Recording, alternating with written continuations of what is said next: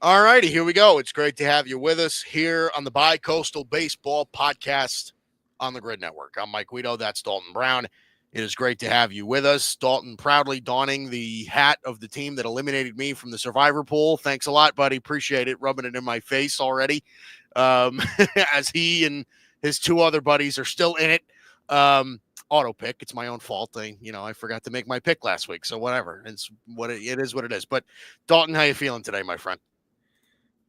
Good. I'm really excited for today. There's there's a lot to talk about. Yeah. This has been a very eventful week in baseball, to say the least.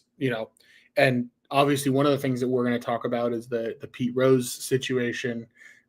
We're calling it the Pete Rose situation, but it's more of a general change of ruling. But we're going to be the last people to talk about that. I feel like most of the hubbub about that's gone, but we haven't had a chance to discuss it. So I'm like, we'll jump into that a little bit. I know you and I have pretty opposing views there, so that'll be interesting.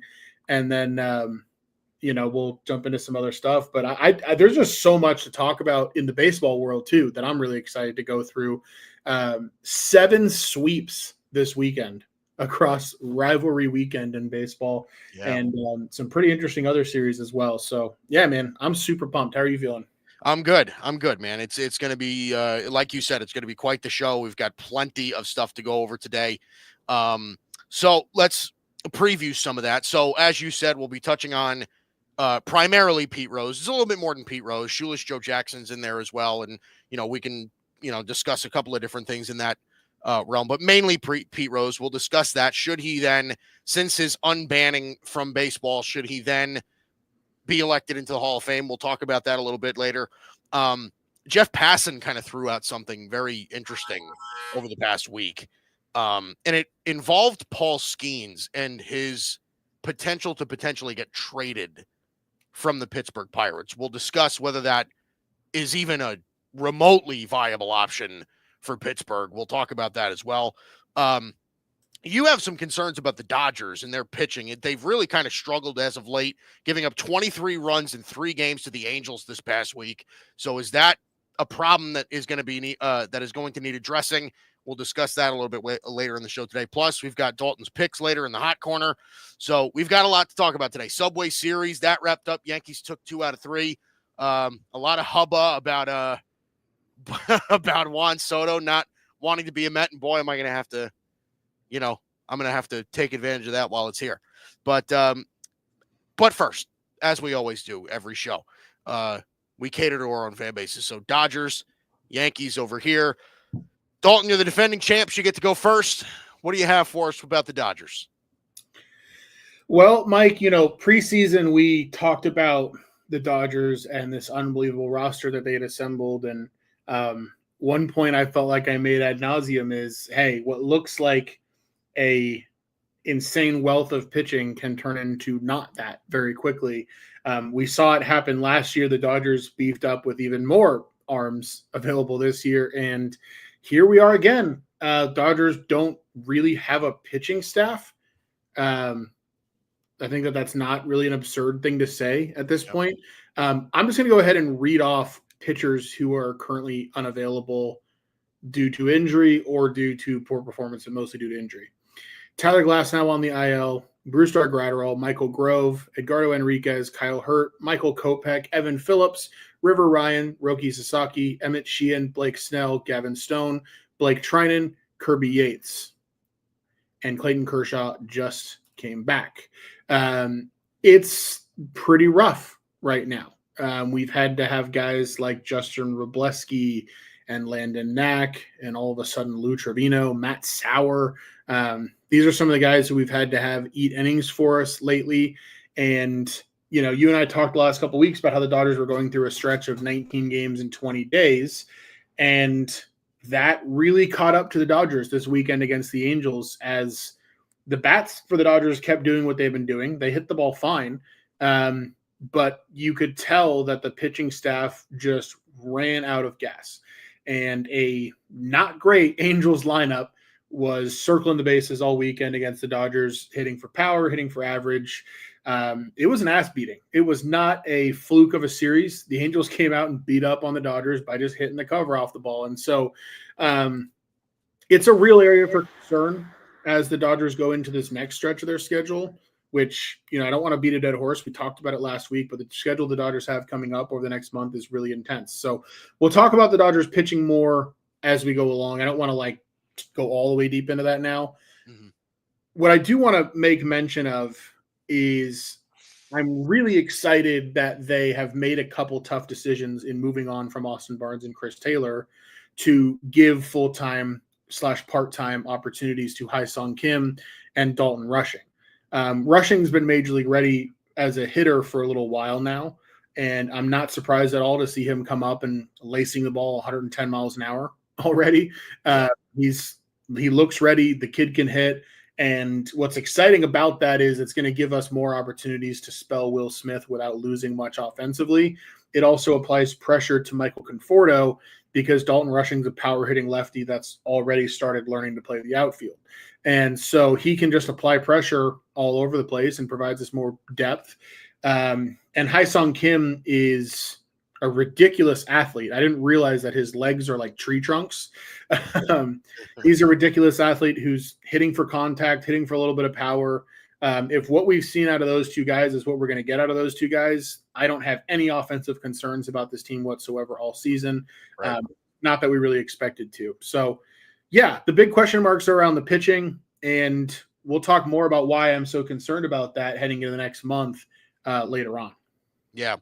Yeah, I saw your Twitter reaction to Chris Taylor and Austin Barnes, and you've been kind of talking about how, the time kind of has come for them, right? Especially when it came to Chris Taylor. I mean, you were very adamant about that, but very positive send off from you. I mean, listen, they were part of championship teams, so yeah, Chris Taylor has provided Dodger fans of my age have had amazing moments, especially from Chris Taylor. I mean, the home run to lead off the World Series in 2017, a 3-homer game in the playoffs against the Braves, walk-off home run in the wild card game against the Cardinals, the diving catch in the left center field corner to rob Yelich of a hit that probably keeps the Dodgers out of the 2018 World Series if he doesn't make that play in Game 7.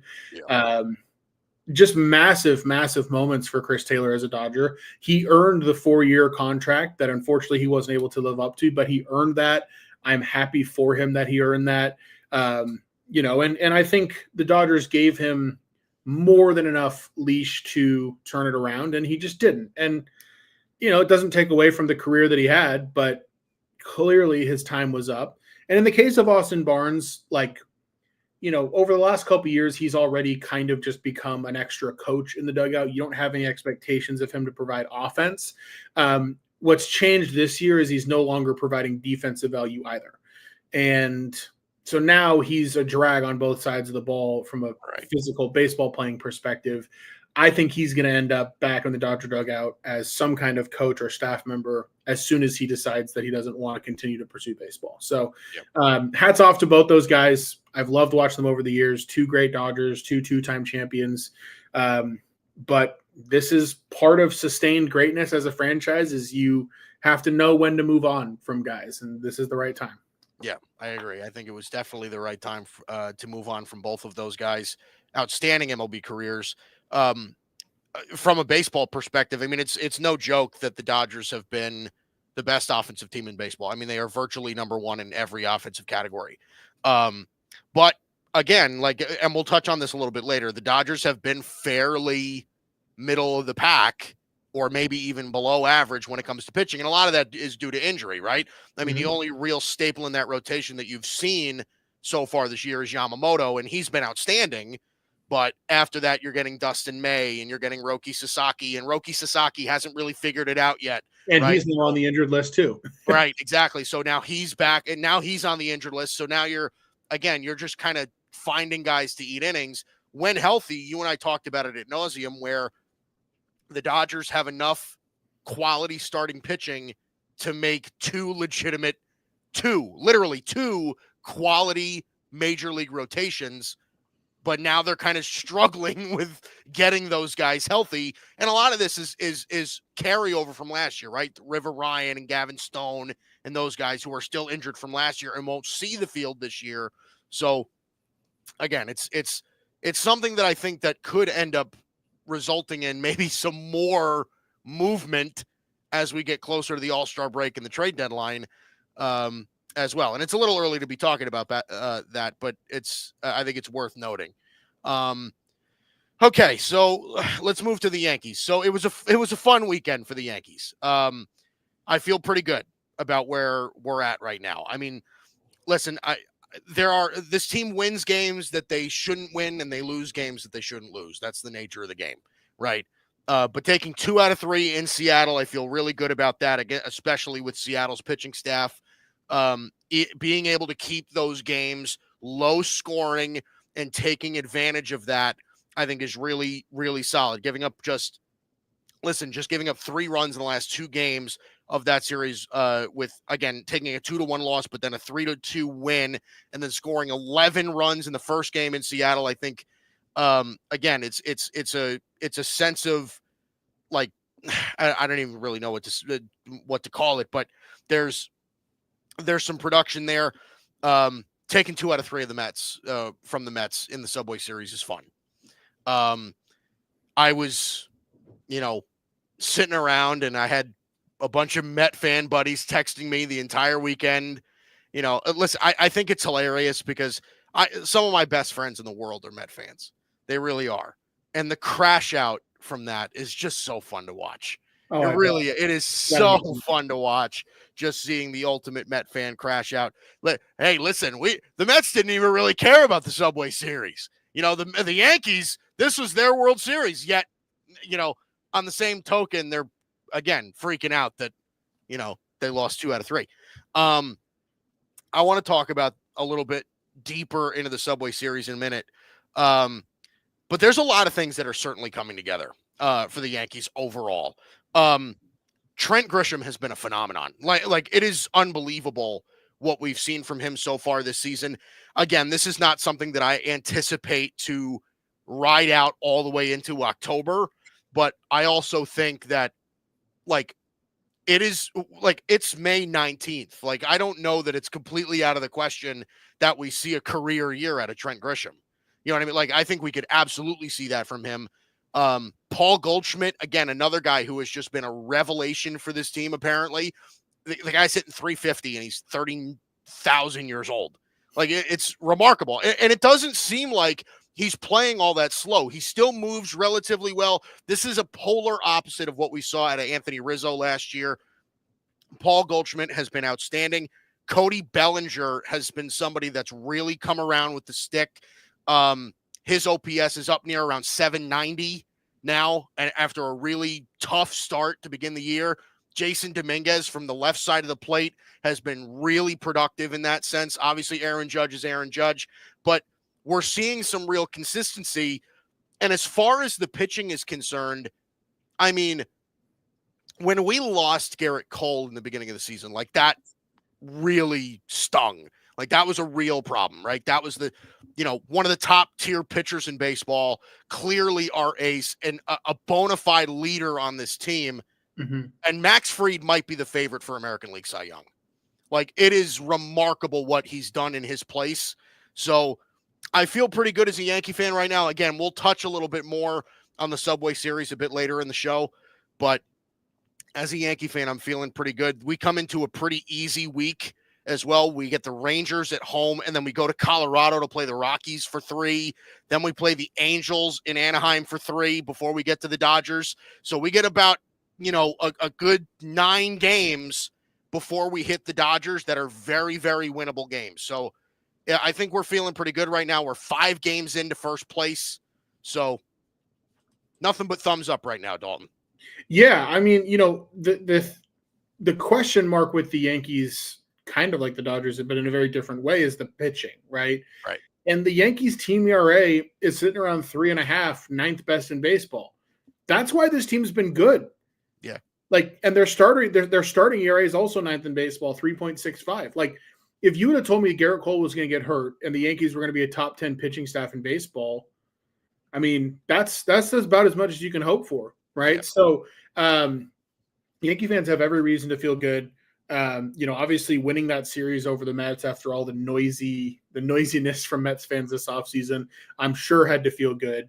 So yeah, I mean, I will say I watched a good bit of the Friday night game and it looked electric in the Bronx, although I thought it was really funny, the bleacher creatures turning their backs to Juan Soto. Yep. But then about half of them are turning and looking to see if he's reacting. And it's like, well, that ruins it. Like whole thing is you can't turn and look at him. Yep. But that was, a fun environment, I'm sure, for those games. And, it's a team. I think they've won 4 straight series now, the Yankees have. So, you start stacking series wins, you're playing good baseball. And now, Rangers are certainly looking like a beatable team. And then you said it, man, you go to Colorado and Anaheim after that. And it's nice scheduling for New York. You go to Colorado and Anaheim, and then you get that day off without having to travel. Right. You get that day off in Southern California before going to play the Dodgers. I mean, that's a really nice luxury for them going into that series, and a nice gift from the schedule makers. So, it's a good time to be a Yankee fan. It doesn't hurt for the Yankees either that division might just be bad. Which I don't think we really expected, but the Blue Jays are doing the same thing they do every year. And the Rays don't look like they're having one of those bona fide Rays years. The Orioles are apparently awful. And the Red Sox are probably the Yankees' stiffest competition, but do we really trust them? Like, that division puts the Yankees in a spot where they can coast a little bit in the regular season. Not that you want to watch them do that, but that's a good situation to be in. Yeah. No, it certainly is. And listen, and another thing that happened, and this isn't even slated for a topic today, but you brought it up because the Orioles have been really underwhelming, but they fired Brandon Hyde also. And, like, it just seems like the ship is wrecking over there in Baltimore too. Like, there's a lot of stuff. I mean, but we brought it up a couple of weeks ago and then we can move on. But I just think this might be who the Orioles are. Like, the Orioles just might be a project that kind of didn't turn out the way they thought it did. They thought it would, or at least. Yeah, I think with the Orioles, the tough thing for them is you have Mike Elias, who, as a GM is known for putting together really successful rebuilds. And I think you could argue this was a successful rebuild. Certainly, yeah. And, they hired Brandon Hyde when they were terrible. And he was the right leader for that, to kind of lead them through that and bring them into an era of competitive baseball. But I don't think anybody in that organization really knew how to then turn the corner and win playoff games or play from ahead and have expectations. And it shows. Like, there are things that you see in their games. Like, there was a situation on Friday night where Adley Rutschman was just kind of dogging it after a ball. Well, that really shouldn't happen if you're a contending team, and especially if you're a contending team that's not meeting expectations. So there's real concern with the O's from an effort perspective. And I mean, maybe the new voice makes a difference, but I forget the guy's name, super Italian last name, but he's a third base coach who's never been a head coach in baseball before. Yeah. Right. Like, I don't know. I definitely think at this point, they're probably sellers. I think you talk about the Yankees pitching staff, right? You need a guy that you can have start games for you in the playoffs. Zach Eflin could end up being an answer there, right? Or at least somewhere else. They already released Kyle Gibson. Like, do they end up moving Sugano? I don't know. Yeah, right. No, it's interesting to see what they do. And like I said, I wouldn't put it past them to move some of their position players. Like, obviously, I think Gunnar is off the table. I think Adley's off the table. But like the Jordan Westbergs, the Cedric Mullins, are those guys that you could see moved at some point also, just to kind of retool and maybe give this thing another go while these guys are still pretty young. Probably Ryan Mountcastle, Cedric Mullins, Jordan Westberg. Right. Yeah. So we'll see about that. But let's give you a score update before we head into the thick of today. Right now it's Monday, and it's a pretty busy Monday. Actually, usually Mondays are games that are days that are light on games. Not today. Right now, the Reds and the Pirates in Pittsburgh. The Reds lead that one 2-1 heading into the 7th. The Cubs are up on the Marlins right now, 7-6 in Miami. That's in the top of the 6th inning. The Red Sox right now up 3-1 on the Mets in Boston. That's in the bottom of the 5th. The Astros with a 3-2 lead over Tampa at George M. Steinbrenner Field in the bottom of the 5th as well. The Brewers with a 3-1 lead over the Orioles in Milwaukee. That's in the bottom of the 3rd as well. We're getting a lot of bottom of the 3rds. I guess a lot of similar start times today. The Mariners right now up 1-0 on the White Sox in Chicago. That's again in, guess, Dalton, the bottom of the 3rd. Perfect. Sorry, I said it, but I've got myself muted because there's a UPS truck outside. My dog is going ballistic. My dog hates the Amazon guy. And, knowing my wife, it's Amazon every day. Anyway, the Cardinals right now with a 1-0 lead over the Tigers in St. Louis. They're heading into the 3rd. The Twins and the Guardians right now, they are officially in a delay in the 2nd, but the Twins lead with a 2-1 over Cleveland. That's in Minnesota. And then we've got a bunch of games a little bit later tonight. This game will start while we're on the air. The Phillies and Rockies in Colorado. Christopher Sanchez and Kyle Freeland on the bump for that one. Listen, man, if we talked about it before, if you're seeing a Rockies game and you're looking at that pitching matchup, it's very possible that pitcher that they're throwing today also threw for them in 2017. So yeah. We'll see how that one turns out for them. Christopher Sanchez has been very good this year, 4-1 with 2.91 ERA so far this year. The Royals and Giants in San Francisco, Chris Bubich and Robbie Ray. Chris Bubich has been one of the better pitchers in baseball, 4-2 with a 1.66 ERA on the season. He's been one of the studs for Kansas City this year. And Kansas City, with how poor their offense has been, and with now Lugo and Reagan's going on the injured list, Kansas City needs Bubich to continue pitching this well. Mike, it also opens up the possibility of Rich Hill appearing in the major leagues for a 14th team. It might be. Listen, man, if you need a guy to fill innings, Rich Hill is ageless. It's like fine wine, that Rich Hill. The Angels and the A's in that minor league park in Sacramento. They're on a little bit later tonight at 10 o'clock. Jose Soriano and JT Ginn on the bump for that one. And then the Diamondbacks and the Dodgers tonight in Los Angeles. It's Brandon Pfaadt and Jack Dreyer. So that'll be on tonight as well. Okay, so let's move into the first topic of the night. The Pete Rose story is a fascinating one because Major League this kind of just happened randomly, right? Just like in the middle of last week. And it was, I think it was Tuesday of last week, was it not? Like it was literally right the day after we went, the day after we aired. And Major League Baseball came to a decision that Pete Rose, Shoeless Joe Jackson, and other players who are now deceased, that they are removed from the permanently ineligible list. And one of the quotes is, obviously a person no longer with us cannot represent a threat to the integrity of the game. Moreover, it is hard to conceive of a penalty that has more deterrent effect than one that lasts a lifetime with no reprieve. So, and there's a little bit more to this quote, but I don't want to spend too much time reading it on it.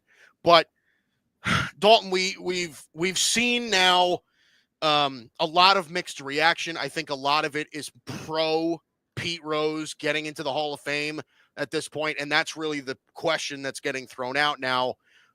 Is now that Pete Rose he's no longer with us, he's now unbanned from baseball. Does that therefore mean that Pete Rose should be elected into the Hall of Fame? So Dalton, listen, you and I have had differing opinions on this. I've kind of left myself recently kind of on a teetering sort of decision here because I think it is a little bit uncomfortable, but I also think that there's an argument to be made on both sides. Dalton, what do you think about this whole situation with Major League Baseball? Maybe not even just with Pete Rose potentially being eligible for the Hall of Fame, but the overall decision from Major League Baseball itself. Yeah, so I'm going to touch on a few different things here, and I'm going to do it as carefully as I can do it.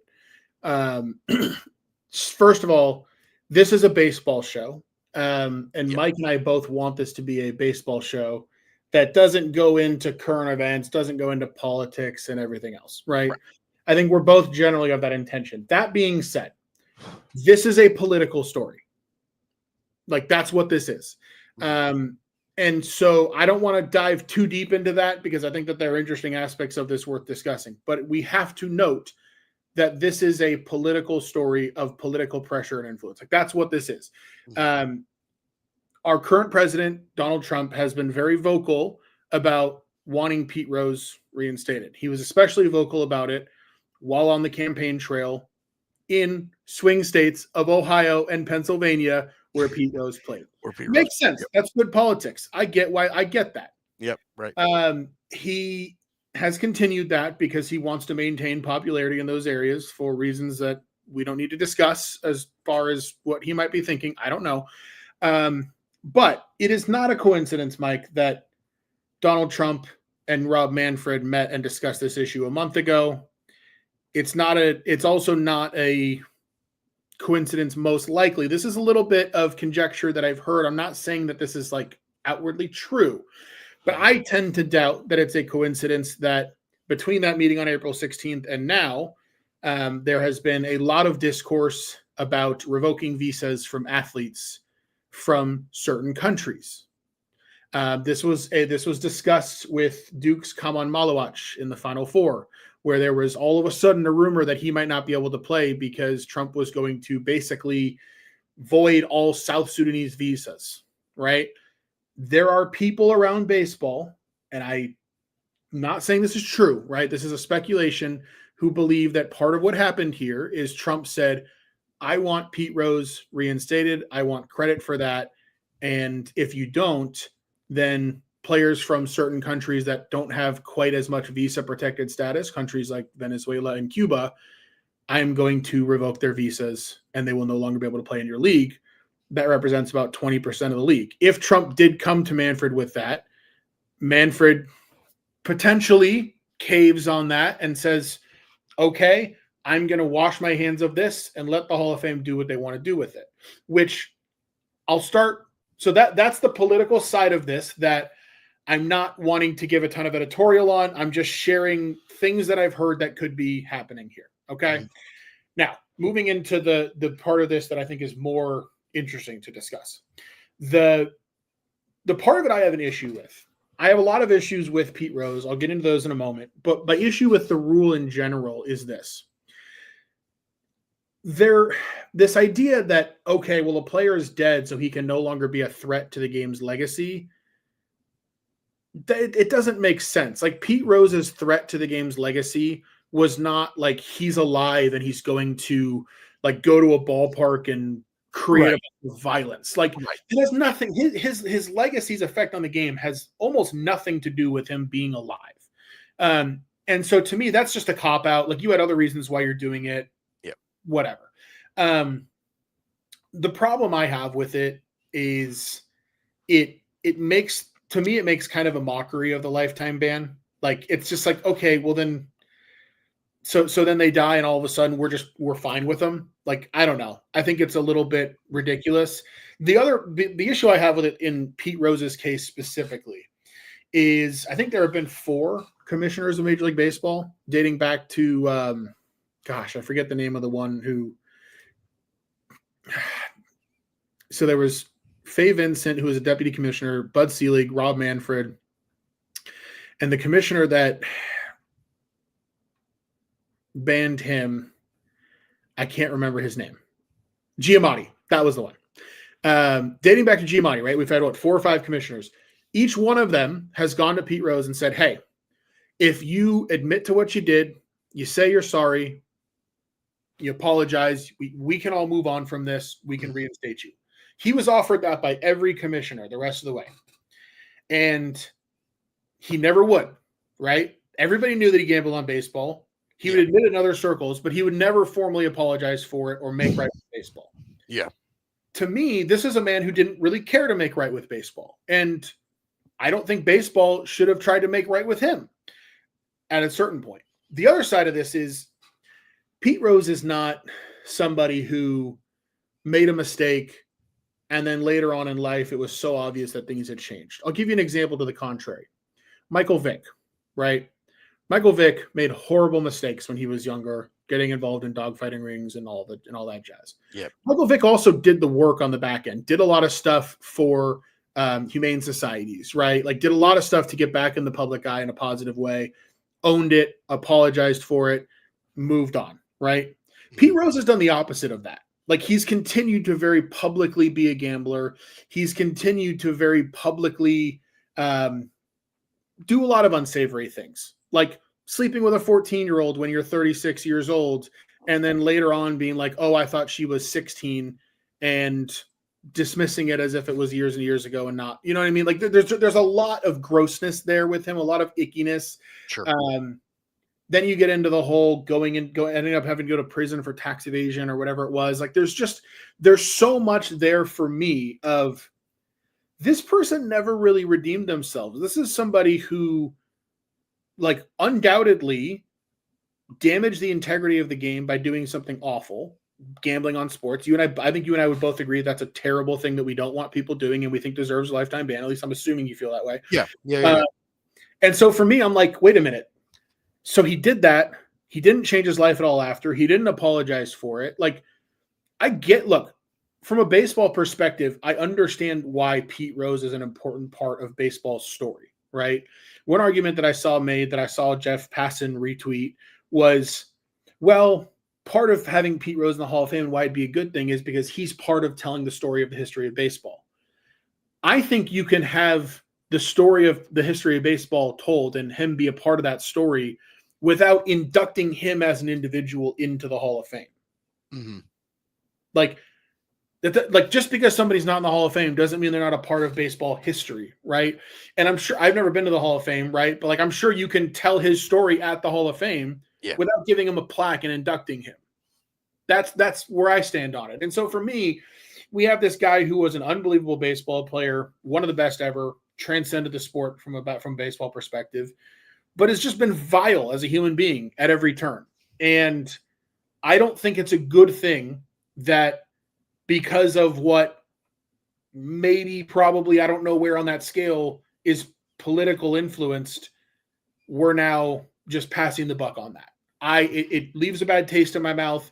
I don't like it. I get that there are fans of different ages and of different belief systems who may be more attached to Pete Rose than I am. And I'm not saying there's anything wrong with those people, right? It's okay to have attachments to things that other people don't care for. Yeah.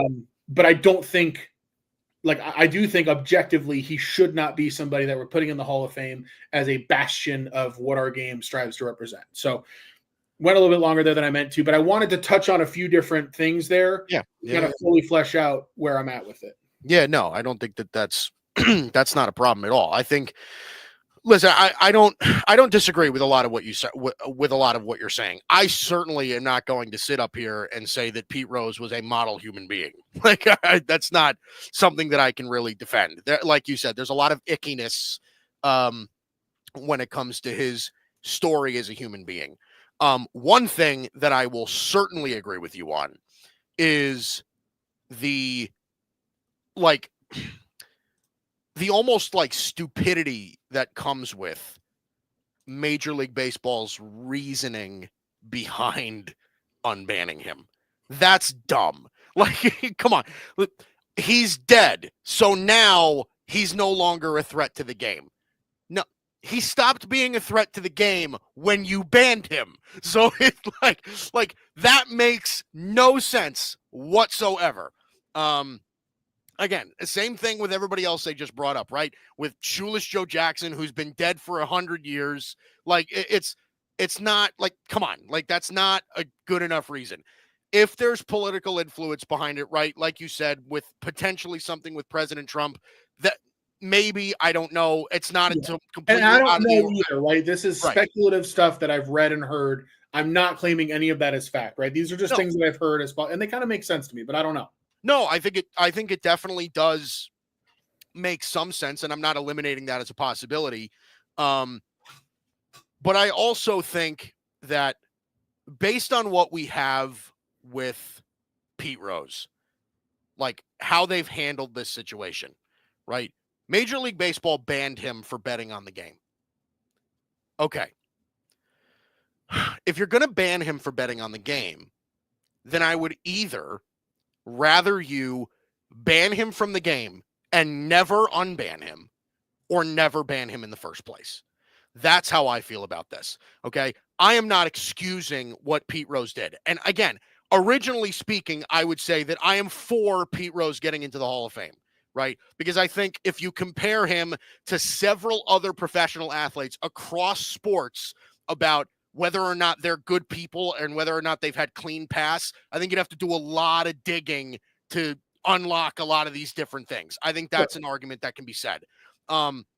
Again, and I completely understand where you're coming from, where it's like, yeah, like he's not a perfect representation of what this game is about, right? You look at guys instead, like, and again, I'm sure none of these people are perfect, right? And I'm just naming people off the top of my head, but people like Ken Griffey Jr., right? People like Derek Jeter, right? Those guys where, again, as far as my knowledge, unless I'm missing something that I haven't read on, right? Those guys' pasts are not filled with allegations and filled with, you know, whatever.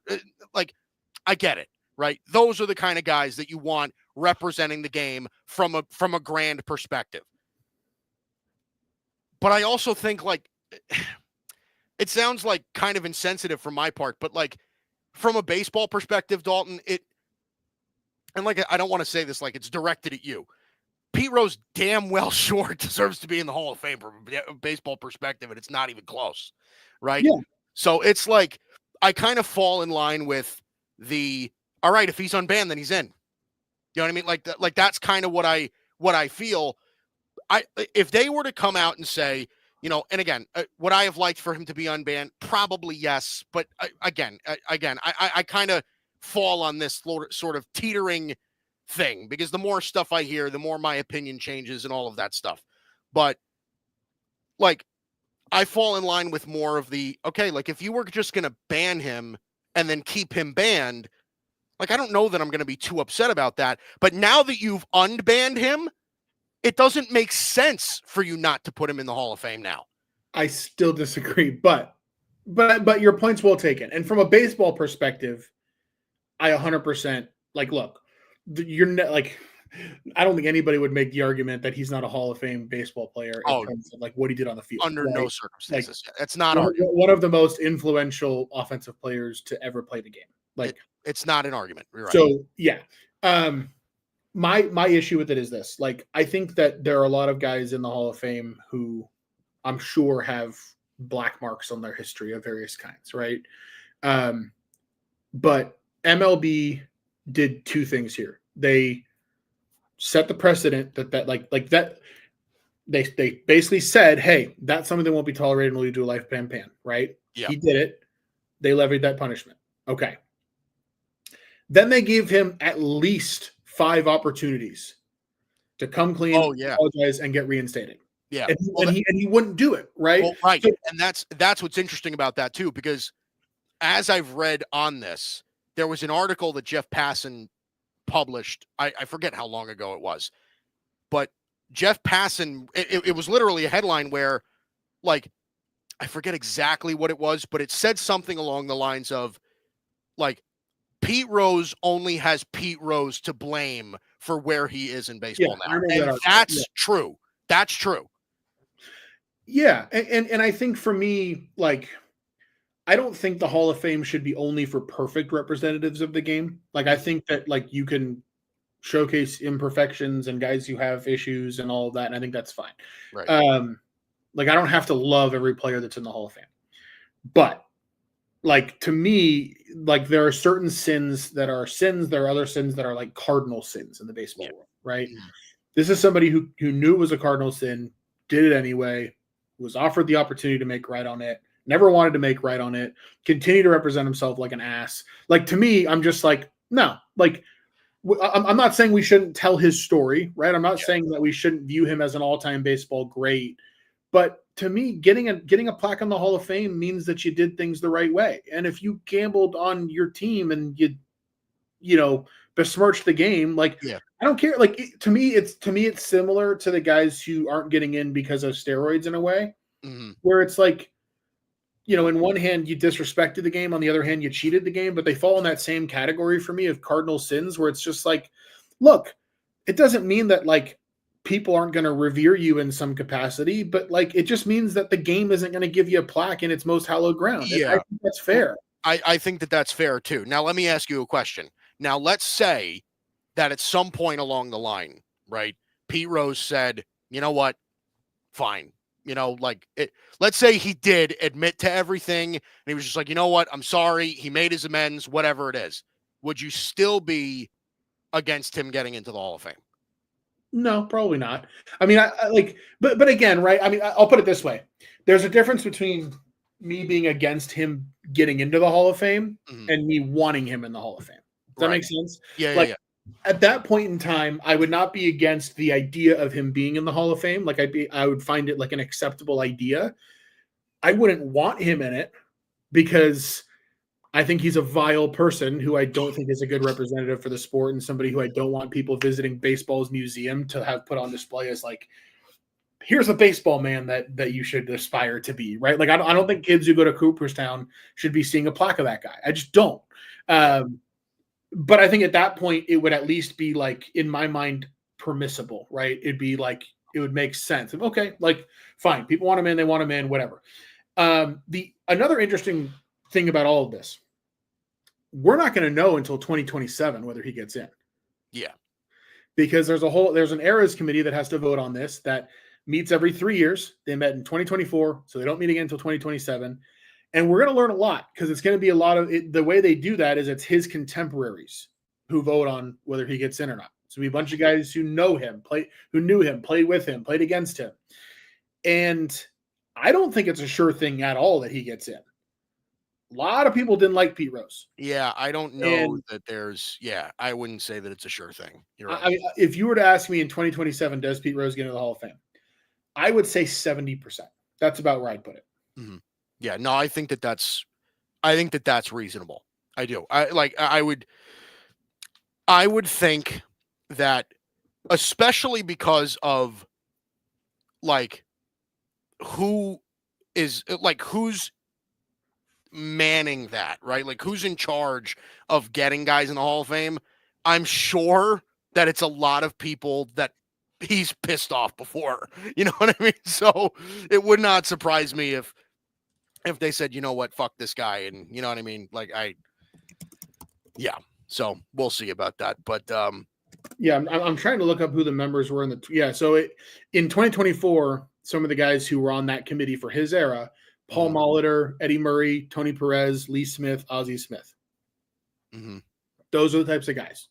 It'll be a slightly different list next time, I'm sure. But I don't know how all those dudes felt about Pete Rose, but we're going to find out. Yeah. Who was it that, if I'm not mistaken, I want to say it was, yeah, so, okay. All right. So he passed. So it isn't going to be him, but I guess I was going to say, if it's Buddy Harrelson that's on that list, then I don't think he's got any shot of getting in by any stretch of the imagination. But okay. Anyway, let's move on to this, because we've got, like I said, we've got a jam-packed show. We're already 45 minutes in, and we barely touched on anything. But let's move to this. So let's talk about Paul Skenes for a second. So Jeff Passan kind of threw out this idea that, the Pirates right now, I mean, there were points where we're just like, you know what, the Pirates might have a little bit of upside here. They genuinely seem to have not done so. I mean, 15-32 so far to start the season. They're 13 games back of first place in the NL Central. And it's just kind of been this way for a number of years. This is just not a great roster, right? We looked at what this pitching staff could be, right, with Paul Skenes and Mitch Keller and Jared Jones and these guys. We're just like, okay, there's something here, but it just has not turned into anything. Paul Skenes is obviously their best asset. I think I saw something. I didn't like go and look this up, but I saw something on Twitter or something like that where like the MLB trade values, just those like little things. I don't know how much stock you take into those, but his value is like 127 or something. Like it's some ridiculous number. Yeah.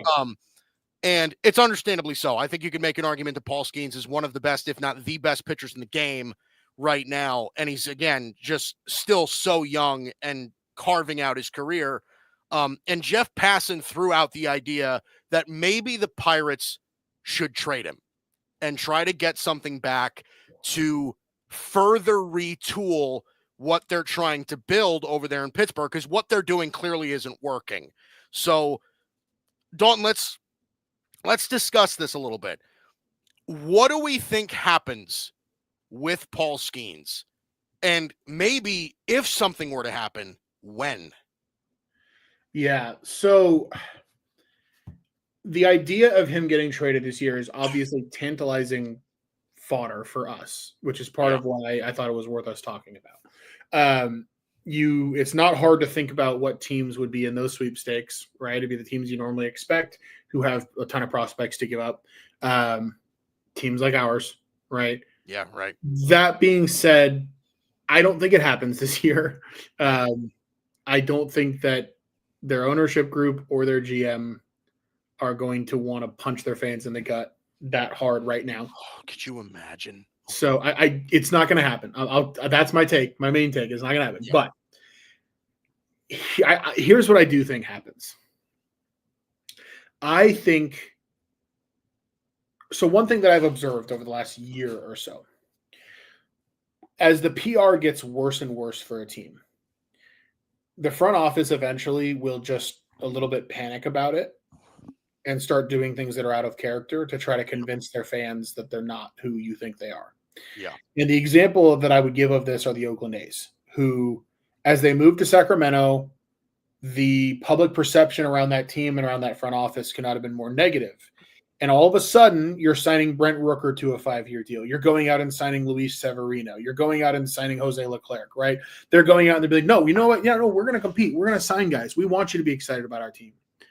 I think the Pirates are going to try to ink Paul Skenes on like a 5-year, $110 million deal, like now, and be like, hey, instead of you getting paid through arbitration every year for the next 4 years, we'll pay you up front.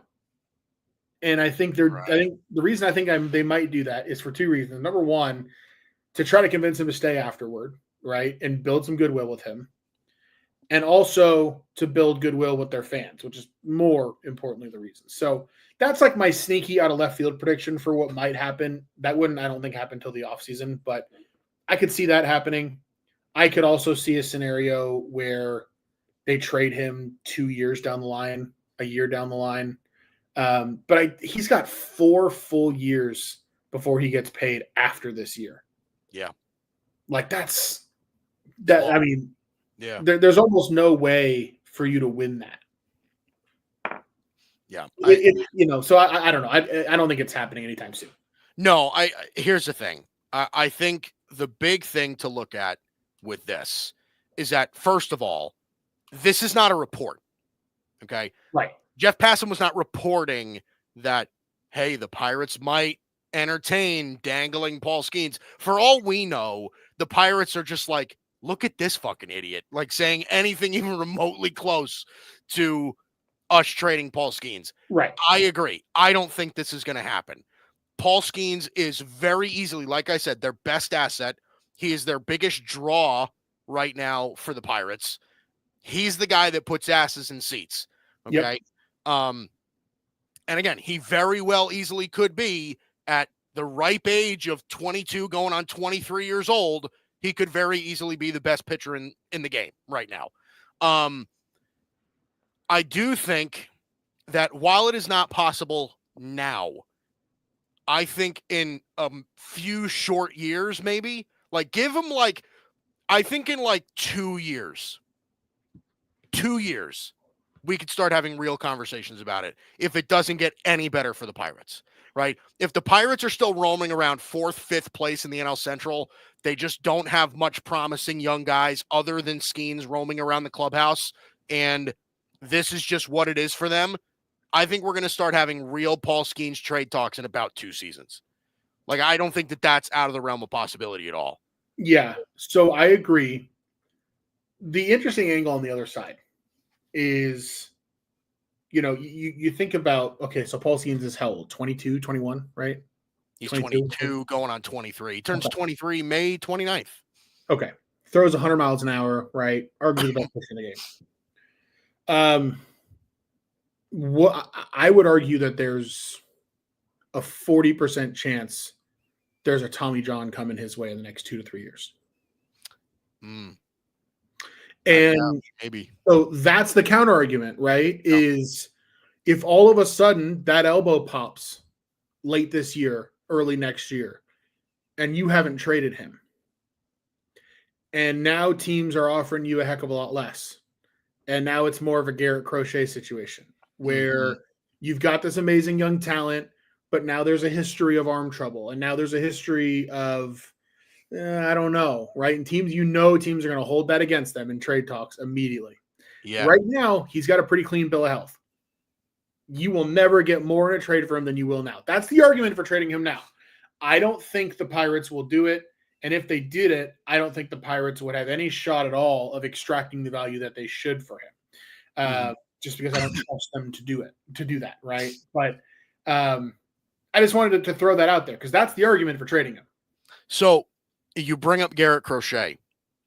Now, I'm just looking at this from an absolute micro lens where I'm just like exploring all these different possibilities. The Red Sox gave up a decent amount to go get Garrett Crochet. It was a solid package, but I don't think anybody would call it crazy, right? Like nobody would call it like a groundbreaking package to go get Garrett Crochet. Right. Garrett Crochet is 2 years older. Actually, I should say more like 3. He's 3 years older than Paul Skenes. Garrett Crochet is going to turn 26 in June. A lot of team control, right? When they traded for him, there was a lot of team control. They didn't extend him yet. So there was a lot of team control there. Very similar in the way, like Garrett Crochet is a lefty that's got nasty stuff and throws 100 miles an hour, right? He's also had some injury history before. Paul Skenes has not hit that injury history yet, right? And again, hopefully he doesn't. But, pitchers these days that throw that hard, it's almost inevitable for them at this point. Right. How much would the Pirates theoretically get back?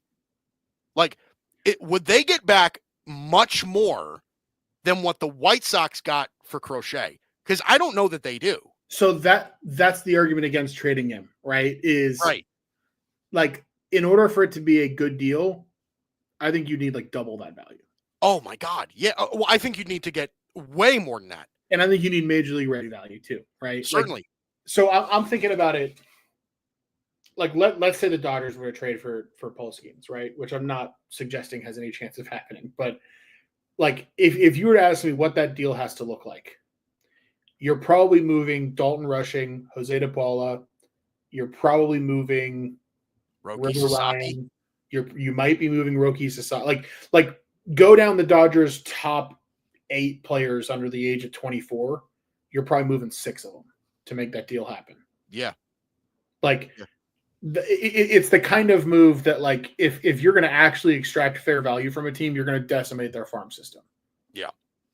And that's not usually how those deals end up going down, which is why I don't think it would be smart for them to trade him now, because you're not going to extract the actual value that you should. Realistically, too, if you were to trade for him 2 years from now, when the team acquiring him still has 1.5 years or 2.5 years of team control, the value you're going to get then is not that different from the value you'd get now if he stays healthy. Yeah. I don't think. So the main risk factor is his health. But even then, though, right? Like this, I don't know. Even then, it might not matter. So, they're not going to move him. But yeah. Yeah, like I said, I don't think that there's any chance that they move him now. But again, in 2 years or so, like I said, I think there's real, like we're going to start having real trade talks. like Yeah. real substantive trade talks about Paul Skenes. Okay, so let's move to this. So let's talk about the Dodgers, right? So since we briefly brought up the Dodgers in a hypothetical trade scenario for Paul Skenes, let's talk about the Dodgers. Now, again, their pitching, we've touched on it before. Their pitching has been a bit of an issue, as you know, in the past week or so, or maybe in even couple of weeks. And again, a lot of it is due to injury, right? We brought up before that in this past series where they got swept by the Angels, it was 23 runs in 3 games against the Angels, right? Like that's just something that you don't expect on a matchup that seems to be on paper that lopsided. So there's something to be said, obviously, there.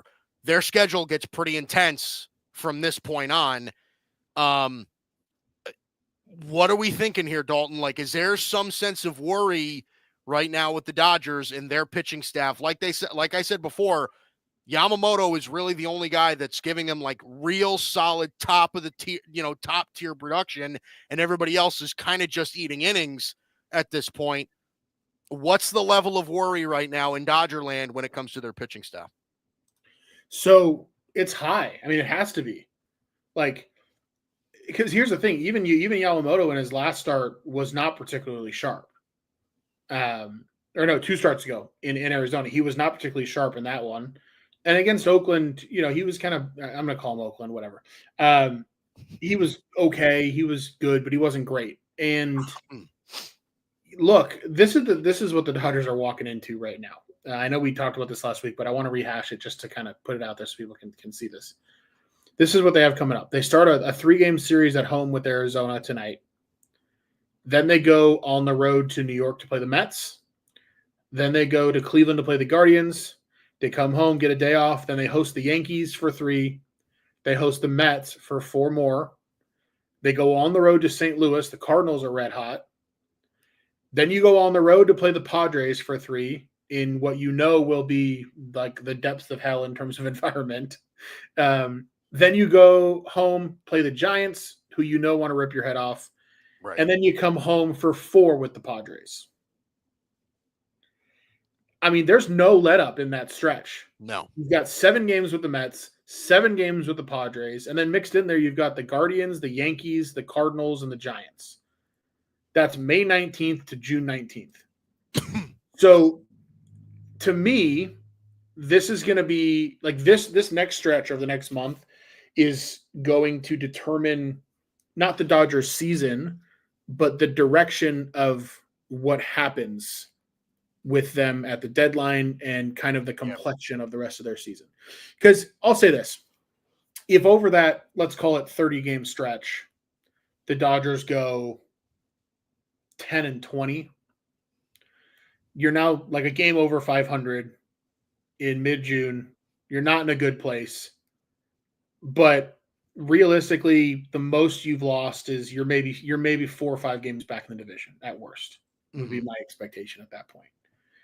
And I would still bet on the Dodgers to win the division pretty aggressively at that point. So I'm saying all that to say, like, I'm not worried about the Dodgers not winning the division necessarily yet. I'm not worried about them like falling off the face of the earth. But I do think that it's going to determine a lot of what happens after. Because at that point, you're now 4 to 6 weeks from the deadline, and you clearly have holes that need filling. Yeah. And I think at that point, you're going to see a much more aggressive Dodger team in terms of how they approach the trade deadline, in terms of how they approach their roster, and everything that goes into preparing for the end of the season. Yeah. Whereas the Dodgers' preferred method is to generally not care that much about the regular season. Mm-hmm. Because you're a talented enough team to go out there and win 105 games by just rolling the ball out there and playing, right? So it's going to be really interesting. Like, if they can tread water through this next month, they'll cruise. Like, they'll cruise to a comfortable division title. If they don't, they're going to have to fight for it. And that kind of goes back to the urgency aspect I was talking about with some of the moves they just made. To me, if the Dodgers pitching is healthy right now, and they're cruising, and the Giants and Padres aren't right on their heels, Dalton Rushing's still in the minors. Hai-Sung Kim still seeing more pitching in the minors. Like, those aren't moves that happen in May unless the Dodgers are feeling a little bit of heat. And I think they are. And I think we need to take seriously the fact that they as an organization are clearly feeling that heat. Like, they're taking the Padres and Giants seriously, especially the Padres. And they haven't played either one of those teams yet this year. So I'm really hoping that over this next 30 games, they can go 15-15. But there's legitimate worry about it getting ugly for a little bit. Yeah. And there's a world in which on June 19th, the Dodgers are under 500 or right around 500. And that's when things are going to get real loud. So I think that I don't know that I would go as far to say that the Dodgers are in that much trouble where they're under 500 or about 500. I think they're going to, honestly, I think the likelihood, as far as I see it, is that at the very worst, they will coast at about where they're at. So like that, in that respect, I don't really worry about their pitching all that much at all. There's two parts of this that I think are interesting. The first part is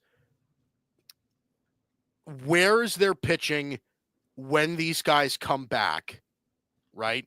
Like, what kind of pitching are they going to get from these guys that are coming back from injury, right? How late are they going to get them back? When is their buildup going to be? When are they going to be at full-fledged? Like, that I think is part of it. And how does that impact their approach, like you said, going into the postseason, right? How far out are you going to have to stretch guys, right, to get them to a place where they're not either overworked or underworked in preparation for October? That's the first thing. The second thing is, and you actually brought this up to me earlier, was what does this say about Ohtani? Right? What does this say about Shohei Ohtani? If they're really struggling right there, is there a point? And I haven't been keeping up as much as I'm sure you have, but are they going to get to a point where they're like, okay, Shohei, we got to get you moving here?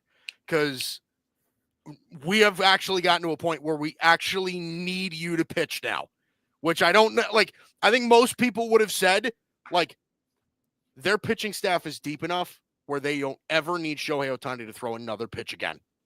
And yeah, that day is no longer here. Like, yeah.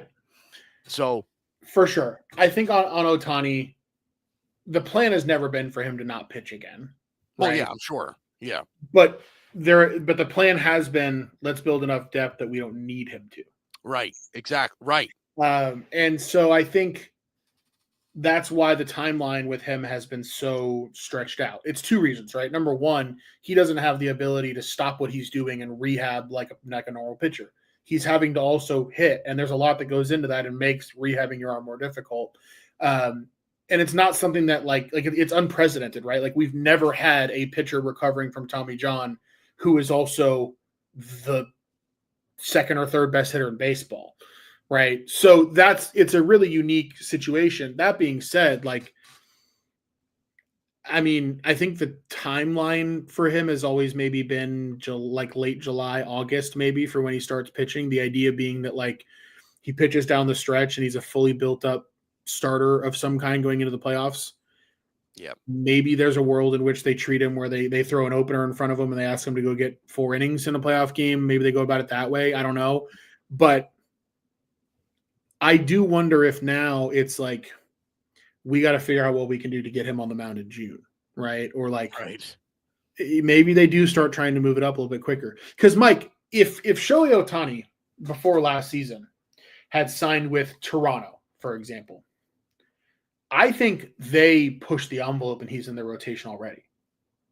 I think you're probably right. Because they need him, right? And that's possibly part of what's attractive to him about the Dodgers is, hey, we're going to build up so high around you that, like, you can rehab this thing at your pace. So when you come back and pitch, we're confident you're going to stay healthy. Right. I think that's the idea. The problem I have with all of that is I don't know if the Dodgers are really qualified to say, hey, we're confident we can keep you healthy. Yeah. To any pitcher at this point. It's a real organizational issue and one that they clearly haven't figured out. Yeah. No, I think it's like I said, I'm not overly worried, and maybe that's still just me being like, oh, the Dodgers are ridiculous, but um, I think, like I said, the real concern that I would have with them is the long-term effect and how it affects them late in the year. That's what it is for me. Less about their, like you said, sort of in, their ability to win the division, you know, struggling in the summer.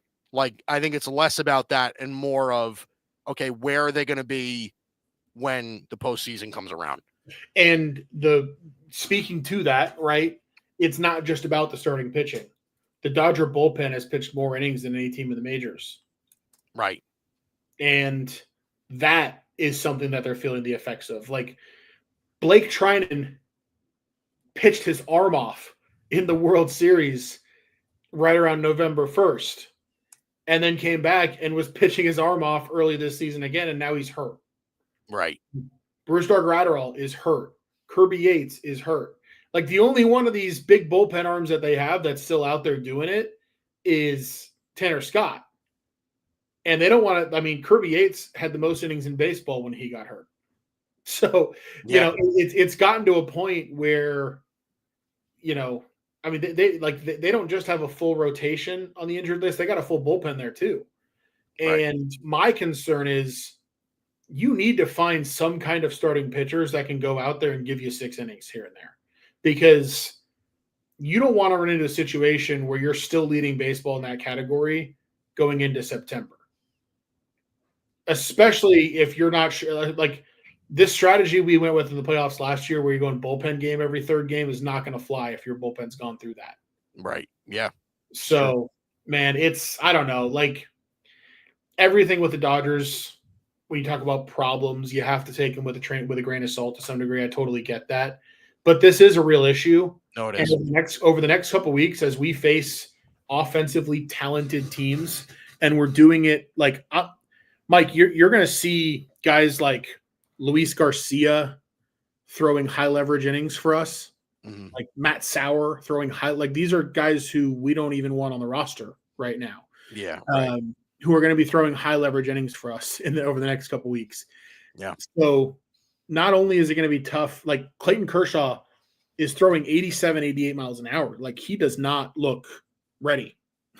Yeah. And they kind of had to get him out there. Dustin May isn't throwing strikes. Like this is bad. Yeah. So I'm really glad that we just got Tommy Edman back yesterday. Really glad that the Dodgers are getting Teoscar Hernandez back tonight. That gives the offense a ton more upside. I think it, could put them in a position to weather this, but man, it's a little shaky. Yeah, it is. It's nerve-wracking. It certainly is. It's certainly nerve-wracking for Dodger fans, especially. Okay. Last thing. Let's talk Subway Series for a second, because there's just something I want to touch on. Okay. And we don't have to spend forever on this, but I do think that as a Yankee fan, as a proud Yankee fan, I would be remiss if I didn't say anything. So the Yankees took 2 out of 3 from the Mets this weekend in the Bronx. The series went about exactly as I thought. Right, where I thought the Yankees would win game 1, the Mets would win game 2. You called it to a T last week. To a T. And the Yankees would then again close out the series in game 3 of that series. I think so. Bob Clappish, who works for NJ.com, okay, covers the Yankees fairly closely, had this to say about Juan Soto. Juan Soto, he said he'd agreed to be mic'd up by ESPN in the second inning, but changed his mind minutes before the game. Soto told Mets officials he was tired of answering questions about Yankees captain Aaron Judge and sick of explaining why he chose the Mets. Just as Soto turned his back on ESPN, he did the same to reporters who were waiting to speak to him in the post-game clubhouse. Soto got dressed and began walking towards the door. He told a Mets official he'd be back to answer questions after seeing family members outside. Soto never returned. That's not the same stand-up guy who was always at his locker last season. even after being skewered on Friday, Soto spoke of the obligation to, quote, take it like a man. 2 days later, he was running for the exit. These are troubling signs. This is important. These are troubling signs for the Mets hierarchy. I'm told they're concerned about Soto's lack of enthusiasm for his new team. The only time Soto seemed happy this weekend was while he interacted with Judge, manager Aaron Boone, and second baseman Jazz Chisholm during batting practice. The man is downright miserable. Although Soto said he was ready for the homecoming, he was shell-shocked by the time Sunday night rolled around. 3 sellout crowds broke him. Now, here's another thing I want to pull up. Michael Kay, who works for the S Network. Again, ESPN New York nailed the Max Fried thing well before it happened. We all know who Michael Kay is, okay?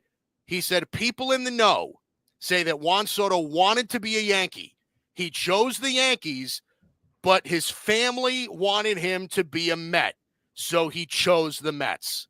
So here's the thing, Dalton, and this is why I'm entertaining this, okay? Because I want to stick it to every single Met fan out there that said, listen, man, Juan Soto hated being a Yankee. All you have to do, Dalton, is watch Juan Soto play for 3 innings. He doesn't do the shuffle anymore. Okay? I'm full-blown buying into this whole narrative. I am. He doesn't do the shuffle anymore. He kind of moseys around. He's hitting 240. Like, what did I say, Dalton? Beginning of the season. Don't come crying to me if in June he's hitting 250. I'm telling you right now, Met fans, you deserve this. You deserve this. You know he wanted to go back to the Bronx. He went to the Mets because his mommy told him to. Done. Conversation over. I just requested to share a part of my screen, if you wouldn't mind allowing it. Here it is. This is Juan Soto's baseball savant page in the year of our Lord 2025. Okay? Yeah, I'm seeing it. This is Juan Soto's savant page in the year of our Lord 2024. Okay? Here's 2023. Here's 2022. Okay? He's the same player. We can react to every little thing that he does and dissect whether he wants to be a Yankee and all of this, and that's fine, and I get it, and I get why that's a story, and maybe he did crumble a little bit this weekend under the crowd there. Freddie Freeman cried in his first time the Dodgers went back to Atlanta. Is anybody talking about that anymore? No. If I were in your position, I would be feeling the same way. I would be equally excited about everything that you're hearing and seeing, and I get it. Juan Soto is hitting the cover off the ball, man. He really is. And if you want to throw this weekend in his face, Aaron Judge didn't really hit much this weekend either. It's a weekend. The reality is, yeah, he's batting 244, but let's be honest about the expected batting average of 309. He's still 100th percentile. He doesn't chase anything. He doesn't swing out of the zone. He's the best base runner he's been in his career. His defense has always been awful. He's the exact same player right now that he has been his whole career. He's been unlucky from a StatCast perspective. I think, to give you the opposite side take on this, having that series behind him is going to allow him to take a huge deep breath and relax. That's where I think this goes next. And I think that is probably why he was a little bit bristly after Sunday, didn't want to talk to the media. Sure, maybe he was being a little bit of a pissy baby about it. Sure, I'm not totally absolving Juan Soto of all this, right? But the dude's a stud. He's still hitting really well. If he doesn't feel super comfortable in Queens, he will once this turns around. And I hate to say it, I was hoping that the Mets were going to suck. They don't. They're pretty good. So They're pretty good. I'm going to play a little bit of devil's advocate. That being said, like, I do enjoy watching Mets fans get humbled. I will agree with you on that. That's always fun. It is always fun. It is always fun. And again, the baseball savant thing is, I get it. It's fair. It really is. And I think all of that stuff is valuable. And I don't want to discount that. But, I mean, 989 OPS last year with the Yankees, 822 OPS this year with the Mets. Even if it's unlucky, that's what happens when you go to the Mets. That's what happens. Sorry, dude. Like, you want to call it whatever you want to call it, that's fine. If he was a Yankee, OPS would be 950. No doubt. No doubt. I don't really care what his OPS is on May 19th. I don't think that tells us like to me, his OPS on May 19th is less predictive of what's to come than all of this red I'm looking at on his baseball savant page. Like, there are maybe 2 or 3 hitters in baseball I wouldn't trade for Juan Soto. So he's still that guy. Do I think that, like, I will say this to kind of to play the other side with you a little bit. Like, if I'm Juan Soto and I am going to leave the Yankees, I wouldn't go to the Mets. Like, how did you think, like, you know what I mean? Like, what did you think you were going to be dealing with from the media? Like, you could have gone anywhere. Instead, you're like, no, you know what? I want to stay in that same bubble and just go to the other side of it. So now I have to hear both sides talk all day. Like, if I'm Juan Soto, I would have gone somewhere else entirely. Well, the interesting part about but we've had this talk too.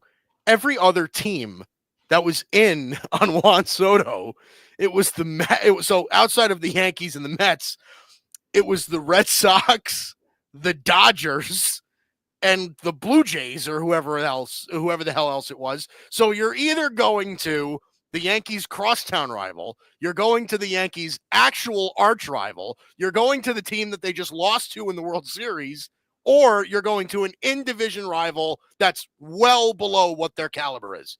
Like, no matter what, unless he was returning to the Yankees, was going to get pooped on by everybody, no matter where he ended up.